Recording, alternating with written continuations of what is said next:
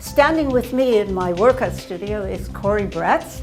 Cory came to me after reading my Celebrating Vancouver Super Senior column, and he thought we might have something in common. Well, it turns out that I saw an opportunity to make a film about my family history. I had lots of material. And so with Cory, we've been spending many hours with me talking a lot and showing photographs, editing film, and hopefully we'll have a very entertaining and informative film to show people when they arrive for my 75th birthday bash. I'm gonna blush, this is fun. When Ben Luber of Montreal fell in love with Lillian Seligman of Toronto, it was to become the alignment of two Eastern European secular Jewish families. The Seligmans were from Ukraine. The Lubers were from Poland. Both families spoke Yiddish and English. Ben Luber was sent to Palestine in 1933 as a young man to form a company for his father. The photos show a relaxed and dapper young man.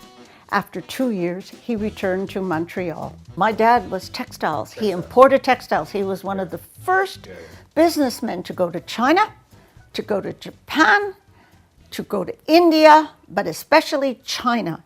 He went to China, nobody was going to China.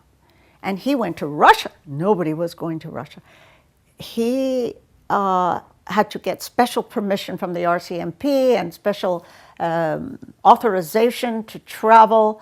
And I do have a few memories of him and his Czechoslovakian people, and I have memories of Japanese people visiting, and he took my mother as often as he could on these trips, these exotic trips. So my dad was a groundbreaker in the terms of importation of merchandise from Europe and the Far East. The wedding of my father and mother took place. This is Lillian Seligman and Ben Luber. Ben Luber was the son of Becky and Fred Luber, and Lillian Seligman is the daughter of Eva and Irving Seligman. And here is Irving Seligman, her father, and his daughter Florence, my Aunt Florence, her husband Joe, these other people I cannot name. This is my cousin, my Aunt Marvell, who was the young sister of Lillian and Florence. This is an aunt, Jean, who's related to my grandmother Eva. There she is. And this is my uncle Sam, the brother of Lillian and Florence and Marvell. Ben Luber everybody liked him. He was fair to everybody. He can get a little upset with me, but I had to learn. But that's a long time later. He would go out with the bank managers. This is what you had to do. Fred Luber did it, and Ben Luber did it, that once a week you take care of the bank manager. You go out in Montreal, you go out to Moishes, or you go out to Ruby Foos, which was wonderful, and it was always a bank manager. And they had something to say, the bank manager. They didn't have to go and ask Toronto if it's okay. They did it in Montreal. And so my father would take them out. It was a routine. They put the Johnny Walker label, they put it right there and could be finished. Then some bankers, God bless them, they liked VO, or the better one that's beside VO with the purple bag and everything. And but that never happened. He always took out the paper bag and Crown Royal. And I said, how come? I mean, here, this is the same bottle, and it's 5 years later. What are you doing? He says, well, we're just giving them VO and we're pouring it in there, and they don't know the damn difference. So. My father, Ben Luber, as representative of his father's company, Luber Textiles, traveled to Toronto to sell textiles. My mother, Lillian Luber, was working at her father's dress manufacturing company. They met and married after a courtship which entailed my father driving to Toronto on Friday afternoon and returning on Sunday evening, a good 8-hour trip each way.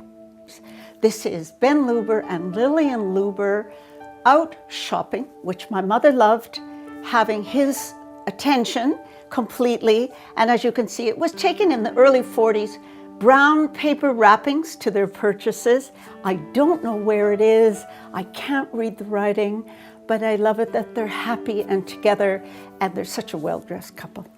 The backstory is that when my mother's younger sister Florence wanted to marry her fiancé Joe, according to tradition, she had to wait for her older sister Lillian to marry first.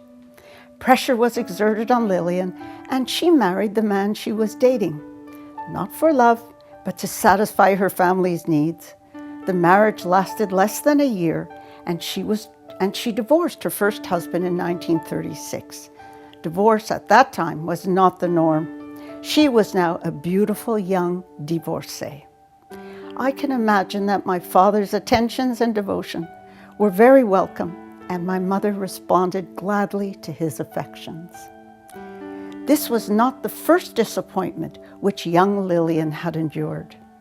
As she completed her high school education with high marks, she expected to go to university.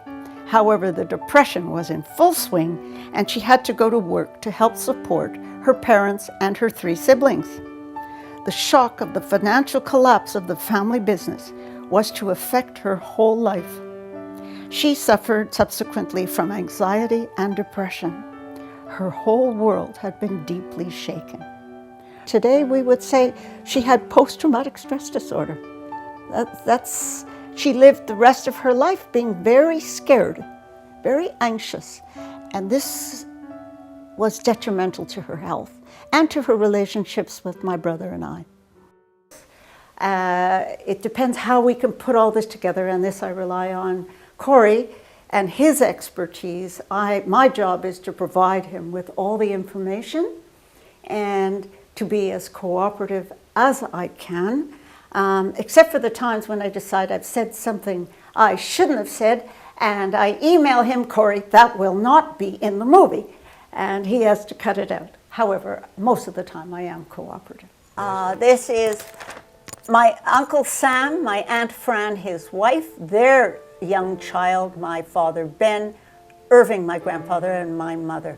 All the siblings of my mother would visit while she was in town. My grandmother Eva was one of the 5 Gladman sisters. They had fled Kiev, Ukraine during the pogroms and landed in Toronto around 1908. Eva was 16 when she met Irving Seligman, a dapper and quiet young man, formerly a yeshiva bocher, that is a student in the religious school, and now in the peddling and rag business. Irving Seligman with Eva in the center, Marvell,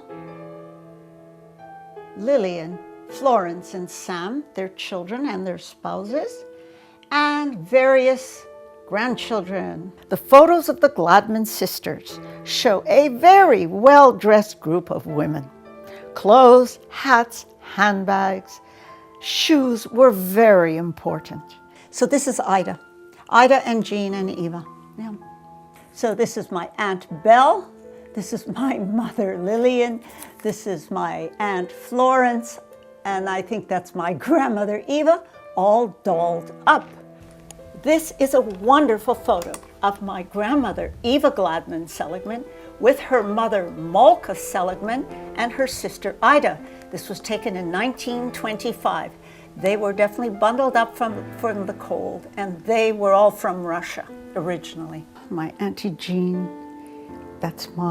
Auntie Jean was my grandmother's sister, and I used to go to New York and stay in her apartment. She lived in Brooklyn, and this is my Aunt Fran and my Aunt Marvell.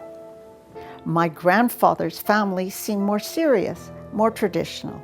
However, after they married, they set up a secular home where the Jewish holidays were celebrated, but not too fervently. As a child, I was taken to their home on Ava Road very often. Eva Seligman was the mother, and you listened to her or else. She was a tough lady, very sharp lady, could push you any which way. If you didn't like her son to do her son wouldn't do it. Eva tried to learn to read and write. She had group lessons and private tutors, but she was never able to learn to read and write. This confined her interest in life to family, children, and grandchildren. Who's the audience? Who are we making this for? Who's this film for? I believe my children knew their grandparents, but my grandchildren did not know their grandparents.